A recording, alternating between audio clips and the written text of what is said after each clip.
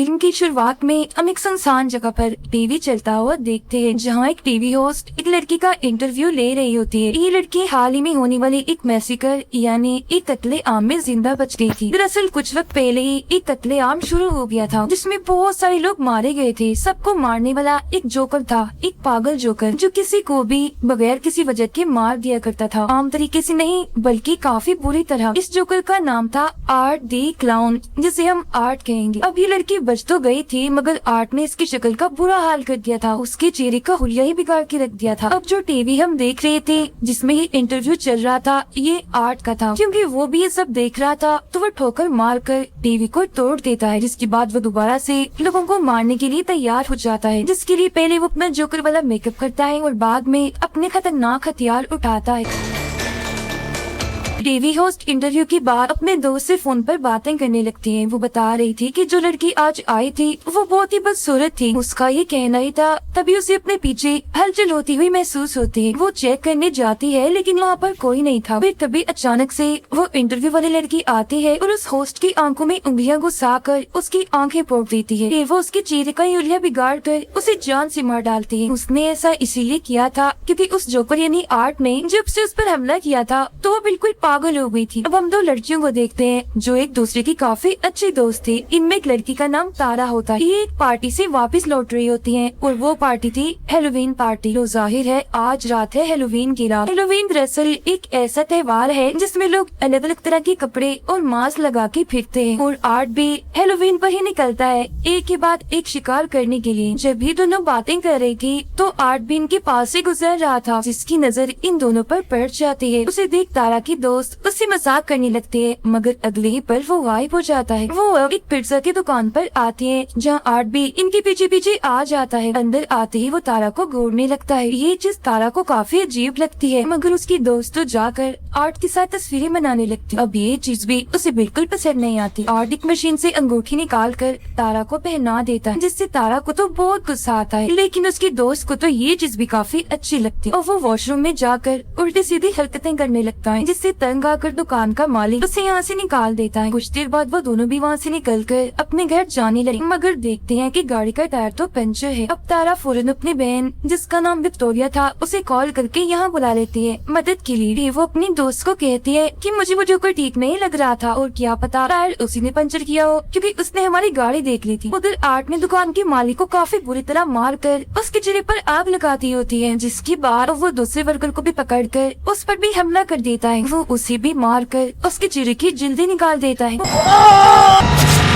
उधर तारा को वॉशरूम जाना था, मगर यहाँ आसपास कोई वॉशरूम नहीं था। तब उसकी नजर सामने एक बिल्डिंग पर पड़ती है, जहाँ से गार्ड बाहर आता है। तारा उसके पास जाकर यहाँ का वॉशरूम इस्तेमाल करने की इजाजत मांगती है, मगर वो इनकार कर देता है कि मैं यहाँ काम करता हूँ तो मेरी नौकरी खतरे में पड़ सकती है। इस पर तारा कहती है कि इतनी रात हो गई है, किसी को क्या पता चलेगा कि आपका वॉशरूम इस्तेमाल हुआ है। अब थोड़ा और कहने पर वो मान जाता है और उसे अंदर ले आता है। वो उसे वॉशरूम के पास छोड़कर चला जाता है। गाड़ी में बैठी तारा की दोस्त को खबरों से पता चलता है कि पिज्जा शॉप की मालिक और एक वर्कर की मौत हो गई है और उन्हें मारने वाला एक जोकर जैसा दिखने वाला आदमी है, जिसने अपने हाथ में एक बैग भी पकड़ा हुआ था। अब ये जानकर वो समझ जाती है कि ये काम उसी जोकर आर्ट का है। तभी गाड़ी में तारा आकर बैठ जाती है और जो वो सबके बारे में उसे बताने के लिए तारा की तरफ देखती है तो पता चलता है कि तारा नहीं बल्कि आर्ट है। तारा जब गाड़ी की तरफ वापस आ रही थी तो उसे एक बच्चे की रोने की आवाज आती है।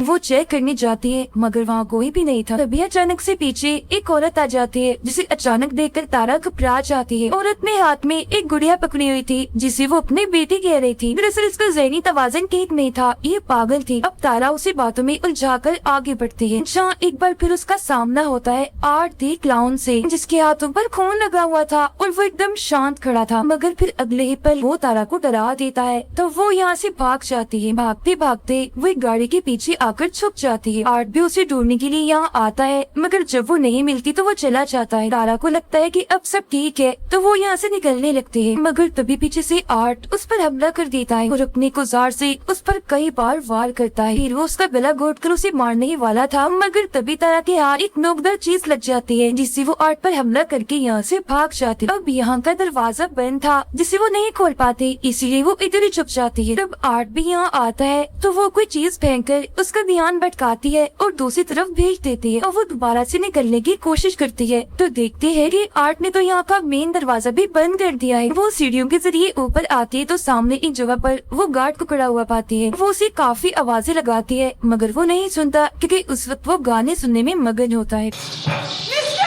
अब उसकी आवाज सुनकर आर्ट वहाँ आ जाता है और पीछे से उसे पकड़कर गले में इंजेक्शन लगाकर बेहोश कर देता है। अगले सीन में जब तारा को होश आती है तो वो खुद को एक कुर्सी पर बंधा हुआ पाती है। उसके मुंह पर भी टेप लगी हुई थी। उसके पास ही में आर्ट भी बैठा होता है और जब वो देखता है कि तारा को होश आ गई है तो वो उसे अपने हथियारों से डराने लगता है। फिर वो लाता है एक आरी और सामने का पर्दा हटाता है जहाँ उसने तारा की दोस्त को उल्टा लटकाया हुआ था, क्योंकि गाड़ी में जब वो उसके साथ आकर बैठा था तो उसने तभी उसे पकड़ लिया था और वो यहाँ बेरहमी की सारी हदें ही पार कर देता है। वो आरी से उसका पेट ही काट कर 2 हिस्सों में बांट देता है। अपने दोस्त का इतना बुरा हाल देखकर तारा की तबीयत भी खराब होने लगती है मगर फिर वो हिम्मत करती है और काफी कोशिश करने के बाद खुद को छुड़वा लेती है। वो उसी के हथियार से आर्ट पर हमला करके यहाँ से भाग जाती है। आर्ट भी उसके पीछे पीछे जाकर ढूंढने लगता है मगर वो पीछे से आकर एक बार फिर उस पर हमला कर देती है। वो उसे काफी देर तक मारती रहती है। अब जब गेम उल्टी पड़ रही थी यानी तारा उस पर भारी पड़ रही थी तो वो यहाँ पर बेईमानी करता है। वो हाथों से नहीं लड़ता, वो करता है गन का इस्तेमाल। वो गोली पहले उसकी टांग पर मारता है और बाद में उसके चेहरे पर, जिससे वो काफी जख्मी और अधमरी हो गई थी। अब गन में गोलियां खत्म हो गई थी इसलिए जब वो गोलियां लेने जाता है तो यहाँ उसे तारा का मोबाइल मिलता है जिस पर तारा की बहन विक्टोरिया का मैसेज आया होता है कि मैं बिल्डिंग के बाहर आ गई हूँ। तब आर्ट तारा बन के मैसेज करता है और पीछे के दरवाजे से अंदर आने का कहता है। ऐसा करने के बाद वो तारा की दोस्त की लाश के साथ तस्वीर बनाता है और लाश की हालत का हम बड़ा ही बुरा हाल देखते हैं, पूरी चिरी हुई 2 हिस्सों में बटी हुई। अब वो जाता है तारा के पास और उस पर भी अंधाधुंध गोलियां चलाकर उसे मार डालता है। वो पागल औरत भी यही खड़ी हुई थी और उसे ऐसा करता हुआ देख रही थी। ये सब देखकर वो जाती है गार्ड के पास और उसे सारी सूरत-ए-हाल समझाने की कोशिश करती है मगर वो उसकी बातों को यकीन नहीं करता। फिर वो नीचे जाकर किसी को फोन करने लगता है मगर तभी यहाँ आर्ट आकर हथौड़ी से उस पर हमला कर देता है। पागल औरत देखती है कि उसका बच्चा जो वो गुड़िया थी वो गायब है मगर अगले ही पल उसे आर्ट दिखता है जिसके हाथ में वो अपने बच्चे को देखती है। वो उसके पास जाकर पूछती है क्या तुम्हें जरा भी इंसानियत नहीं है, जरा भी ममता नहीं है, तुम्हें बच्चों पर भी रहम नहीं आता। ये कहकर वो आर्ट को अपने साथ लगा लेती है जैसे वो कोई बच्चा हो और वो भी बिल्कुल ऐसी एक्टिंग करता है जैसे वो सचमुच का बच्चा ही हो। और विक्टोरिया भी अंदर आ गई थी और वो तारा को फोन करती है तो बेल की आवाज जब अंदर से आती है तो वो वहाँ चेक करने जाती है। अंदर आकर तो उसके होश उड़ जाते हैं क्योंकि वहाँ वो तारा की दोस्त की कटी हुई लाश देखती है। तभी उसे एक लड़की की आवाज सुनाई देती है। विक्टोरिया समझती है कि ये तारा है, इसीलिए वो चेक करने जब नीचे जाती है तो वहाँ एक औरत को जमीन पर देखते है जो रेंग रही थी क्योंकि काफी जख्मी थी। वो तारा समझकर उसके पास जाती है मगर तभी उसकी नजर वहाँ पड़े उस पागल औरत पर जाती है। वो भी काफी जख्मी थी क्योंकि आर्ट ने उसके सीने और सर को काट के बुरा हाल कर दिया था। उसकी हालत बस मरने ही वाली थी। अब यह सवाल ये आता है कि पागल औरत तो इधर ही है तो ये कौन है जो विक्टोरिया के सामने पड़ी हुई है अपना सर नीचे करके। और फिर तभी हम जान पाते हैं कि और कोई नहीं बल्कि आर्ट है जो उसे अपने जाल में फंसाने के लिए यह औरत का भेष बनाकर लेटा हुआ था। वो उस पर भी हमला कर देता है मगर विक्टोरिया जैसे तैसे करके अपनी जान बचाकर यहाँ से निकल जाती है। वो ऊपर जाकर एक अलमारी में छुप जाती है। तभी यहाँ आर्ट भी आ जाता है जो ये जान चुका था कि वो अलमारी में छुपी है मगर इससे पहले वो विक्टोरिया के साथ कुछ करता उसे हॉर्न की आवाज आती है जिसे चेक करने के लिए वो यहाँ से निकल जाता है। बाहर दरअसल आया था उस गार्ड का साथी जिसे अंदर आना था। वो कारपेट हटाता है तो वहाँ चाबी पड़ी हुई थी। तब दरवाजा खोलकर वो अंदर आ जाता है। वहाँ उसे खून के निशान दिखते हैं जो जाहिर है काफी अजीब था मगर इससे पहले वो कुछ समझ पाता आर्ट पीछे से आकर एक नोकदार चीज से उसके सर पर वार कर देता है। फिर वो उसका गला काट कर धड़ से अलग कर देता है। विक्टोरिया यहाँ से निकलने की कोशिश करती है मगर कोई भी फायदा नहीं होता। वो अपने सामने आर्ट को देखती है जो छोटे बच्चे की साइकिल चला रहा था मगर अगले ही पल वो यहाँ से गायब हो जाता है और वो साइकिल वहीं पर गिर जाती है। वो उसे बचते हुए यहाँ से निकलने की कोशिश करती है मगर पीछे से आर्ट आकर उस पर हमला कर देता है। वो शॉपर से उसका दम घोटकर मारने ही वाला था मगर वो बच जाती है। फिर वो एक नोकदार चीज उठाकर आर्ट के पैर में मारती है और यहाँ से भाग जाती है। वो सीधा आती है अपनी बहन तारा के पास और उसका इतना बुरा हाल देखकर टूट जाती है और रोने लगती है। वो अभी उधर बैठी ही थी कि तभी यहाँ आर्ट आकर उस पर हमला कर देता है। बार बार वार करके वो उसे काफी मारता है, मगर तभी पीछे से गार्ड आकर आर्ट को मारकर बेहोश कर देता है। जी हाँ, गार्ड, क्योंकि वो अभी जिंदा था। वो विक्टोरिया को लेकर एक कमरे में आता है और पुलिस को इस बारे में बताने लगता है। इस बीच वो देखता है कि विक्टोरिया की हालत काफी खराब है। वो उसे अब इमरजेंसी कमरे की तरफ ले जाने लगता है। तभी यहाँ आर्ट एक बार फिर से आकर गार्ड पर हमला कर देता है। वो पहले सिलेंडर से उसे मारता है और बाद में अपने पैर से उसका चेहरा ही कुचल देता है। अब घबराहट के आलम में विक्टोरिया एक लोहे की पाइप से ताला तोड़ने की कोशिश करती है जो आर्ट ने यहाँ पर लगाई थी। ताला टूट तो जाता है मगर इसका कोई फायदा नहीं था, क्योंकि आर्ट उसके काफी करीब आ गया था और फौरन उसे पकड़कर मारने लगता है। मगर तभी विक्टोरिया उसकी आंख में एक चीज घुसाकर यहाँ से भाग जाती है। वो भागकर गैराज में आती है मगर आर्ट इधर भी पहुँच जाता है, लेकिन क्योंकि यहाँ ताला लगा हुआ था इसीलिए वो अंदर नहीं आ पाता। अब इतनी देर में पुलिस भी यहाँ पहुँच चुकी थी, लेकिन इससे पहले विक्टोरिया पुलिस के पास जाती आर्ट गाड़ी से गैराज का दरवाजा तोड़कर अंदर घुस आता है। अब क्योंकि वो गाड़ी से टकरा गई थी इसीलिए बेहोश होकर नीचे गिर जाती है। फिर जब तक पुलिस यहाँ आती है तो तब आर्ट विक्टोरिया का चेहरा नोच नोच कर खा रहा था। अब पुलिस आर्ट को सरेंडर इन्हें हथियार डालने का बोलती है, मगर वो अपने मुँह में गन रखकर खुद को ही गोली मार लेता है। अब पुलिस को पता चलता है कि विक्टोरिया मरी नहीं है, बल्कि अभी वो जिंदा है, बस काफी जख्मी है। इसके बाद सबकी लाशों को हॉस्पिटल ले जाया जाता है और जब डॉक्टर आर्ट की लाश को देखता है तो उसे काफी अजीब लग रहा था, क्योंकि मरने के बाद भी वो मुस्कुरा रहा था। तभी यहाँ बिजली खराब होने लगती है और आर्ट उठ जाता है। उस डॉक्टर को गले से पकड़ लेता है, क्योंकि वो मरा नहीं था बल्कि जिंदा था। इसका मतलब ये था कि अब वो लोगों को मारने का सिलसिला अब इस हॉस्पिटल से करेगा। अब कुछ वक्त गुजरता है और हम विक्टोरिया को देखते हैं जो आखिरकार आर्ट का शिकार होने से बच गई। कल उसे इंटरव्यू के लिए भी जाना है। पुरानी बाद हम उसका चेहरा देखते हैं जो काफी भयानक दिख रहा था, जो बिल्कुल वैसा दिख रहा था जैसा इंटरव्यू वाली लड़की का था। अब यहाँ ये राज खुलता है कि विक्टोरिया ही असल में वो लड़की है जो शुरुआत में इंटरव्यू दे रही थी, जिसके बारे में कहा था कि एक मैसे घर में बची है और एक जोकर ने ही सभी को मारा था। अब यहाँ सवाल ये उठता है कि आर्ट ने अपने सर पर गोली मारी थी मगर वो नहीं मरा, आखिर क्यों? क्योंकि दरअसल अभी तक जितने भी लोगों ने उसे मारने की कोशिश की उन सबको ही मौत के घाट उतरना पड़ा। अब यहाँ ये चीज क्लियर नहीं हुई कि क्या उसे मारा जा सकता है या नहीं। हो सकता है कि उसे मारा जा भी सकता हो। तो अब ये जानने के लिए हम आगे बढ़ते हैं, जहाँ हम आर्ट को उसी हॉस्पिटल में देखते हैं जब उसने डॉक्टर को पकड़ लिया था। वो डॉक्टर को मारकर काफी जख्मी कर देता है और लगातार उसके पीछे पड़ा हुआ था। डॉक्टर खून में लथपथ था और वो रेंगता हुआ बाहर आता है और पुलिस को कॉल कर देता है, मगर उस बेचारे की तो आवाज ही नहीं निकलती, क्योंकि आर्ट ने उसके गले पर वार किया था। उसे और दर्द देने के लिए वो उसकी आंख निकाल कर पहले उसके साथ खेलता है और बाद में उसे अपनी फूटी हुई आंख की जगह लगा लेता है और वो उसे और मारता है और आखिरकार उसका सर ही चीर कर उसे बड़ी भयानक मौत देता। और वो जाता है एक लॉन्ड्री में जहाँ एक आदमी सो रहा था। वो अपने कपड़े धोने के लिए मशीन में डालता है और फिर तभी यहाँ वो एक अजीब सी बच्ची को देखता है जो बिल्कुल उसकी तरह ही पागल और हद से ज्यादा अजीब थी। बिल्कुल आर्ट जैसी ही हरकतें कर रही थी और उसने अपना मेकअप भी आर्ट जैसा ही किया हुआ था। दोनों एक दूसरे को देखकर काफी खुश हो जाते हैं और साथ में खेलने लगते हैं। तभी वो आदमी जाग जाता है और देखता है कि आर्ट अकेला ही तालियां बजा रहा है, मतलब कि वो बच्ची सिर्फ आर्ट को ही दिखाई दे रही। अब आर्ट अपने कपड़े पहनकर यहाँ से जाने लगता है जहाँ उसने उस आदमी को भी मार दिया होता है, उसके सर में चाकू घुसाकर। इसके बाद हमें दिखाई जाती है एक लड़की जिसका नाम सियाना है। वो अपने लिए एक खास किस्म का परियों वाला सूट बना रही थी क्योंकि कल ही है हेलोवीन। अब सियाना अपने मॉम और भाई के साथ खाना खा रही थी जहाँ उसका भाई कहता है कि मैं कल हेलोवीन में आर्ट जैसे कपड़े पहनूंगा, जिस पर सियाना और उसकी मॉम मना कर देती है कि नहीं, आर्ट अच्छा जोकर नहीं है, उसने पिछले साल 9 से 10 लोगों की जान ली थी। बड़ी बेरहमी से खाना खाने के बाद सियाना अपनी मॉम से अपने भाई के बारे में बात कर रही होती है कि वो काफी अजीब होता जा रहा है। साथ ही इनकी बातों से हमें पता चलता है कि सियाना के डैड अब नहीं रहे। सियाना का भाई इंटरनेट पर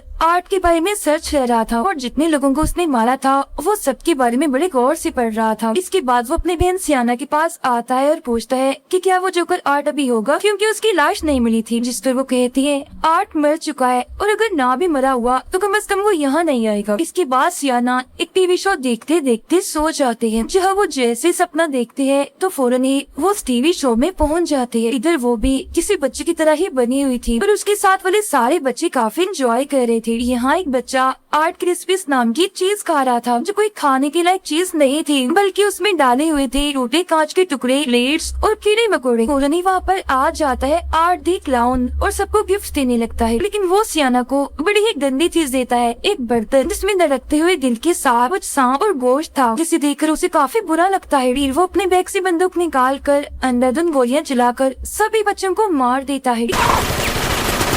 इस बीच सियाना भी जख्मी हो गई थी मगर जिंदा थी। वो आगे बढ़ती है तो आर्ट उस पर आग फेंकता है, तो वो एक बॉक्स में से तलवार निकालकर आगे कर देती है, जिससे आग उसका कुछ बिगाड़ नहीं पाती। असल में ये तलवार काफी ताकतवर थी, जो सियाना को उसके डैड ने दी थी। अब इतना भयानक सपना देखकर वो डरते हुए अचानक से जाग जाती है और देखती है कि सच में उसके सामने वाले टेबल और टीवी पर आग लग चुकी है। तब उसकी मॉम जल्दी से यहाँ आकर आग बुझाती है। सब कुछ नॉर्मल होता है तो सियाना की मॉम उससे पूछती है कि तुमने जलती हुई मोमबत्तियाँ टेबल पर क्यों छोड़ी, जिस पर वो कहती है मॉम मैंने तो मोमबत्तियों को जलाया तक नहीं था। सियाना अपने कमरे में जाकर उस तलवार को देखती है, जी हाँ वो बिल्कुल ठीक पड़ी थी, उसे कुछ भी नहीं हुआ था। उधर आर्ट हेलोवीन की तैयारी कर रहा था, मतलब वो तेजदार हथियार बना रहा था मैसेकर करने के लिए। वो अजीब बच्ची जो उसके साथ ही टीवी चलाती है और वही शो देखने लगती है जिसमें टीवी होस्ट विक्टोरिया का इंटरव्यू ले रही थी, जिसके बाद हमने देखा था कि आर्ट ने ठोकर मारकर टीवी तोड़ दिया था। तो यहाँ भी वो ऐसे ही करता है क्योंकि ये वही सीन है। स्कूल में सियाना का भाई और उसके दोस्त एक मरे हुए चूहे को देख रहे थे। तभी यहाँ टीचर आती है और तीनों को डांट कर क्लास में जाने का कहती है। क्लास खत्म होने के बाद जब सियाना का भाई नीचे आता है तो वो अपने सामने पाता है आर्ट और उस अजीब बच्ची को जो उस मरे हुए चूहे के साथ खेल रहे थे। उन्हें देखकर वो डरने लगता है। तभी उन दोनों की नजर भी उस पर पड़ जाती है, जो देख डरते हुए वो यहाँ से भागने लगता है, मगर रास्ते में ही एक टीचर उसे देख लेती है और वो उसे रोकने की कोशिश करती है, मगर वो नहीं रुकता। तब चेक करने के लिए वो टीचर जब अंदर जाती है तो जमीन पर मरे हुए चूहे को देखती है, जो देख उसे लगता है कि ये काम जरूर सियाना के भाई का ही है। सियाना को हम अपने दोस्तों से बातें करते हुए देखते हैं, जहाँ वो आर्ट की बातें कर रही थी और ये भी कि उस भयानक दिखने वाली विक्टोरिया ने टीवी होस्ट की आंखें फोड़ दी। अब ये सारी बातें सुनकर सियाना को काफी अजीब सा महसूस होने लगता है और वो यहाँ से उठकर चली जाती है। उसकी दोस्तें भी उसके पास आकर पूछती है कि आखिर बात क्या है, तुम इतनी घबराई हुई क्यों हो। जो सुन सियाना उन्हें अपने सपने के बारे में बताती है, साथ ही वो काफी डरी हुई भी थी।